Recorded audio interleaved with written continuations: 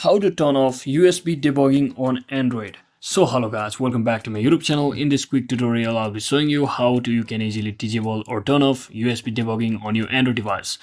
So first, let's understand what is USB debugging. So this is the primary feature which is used by developers to send command files and other data from computer to Android device and vice versa. So first, to turn it off, you must be able to enable the developer mode on your device. So to do that, you can simply click on this about phone option over here at the bottom of your screen, and once you click on it and once you click on the software information from there, you can just tap on this build number for 7 times, and as you can see, I've already enabled the developer mode, so I'll simply come back.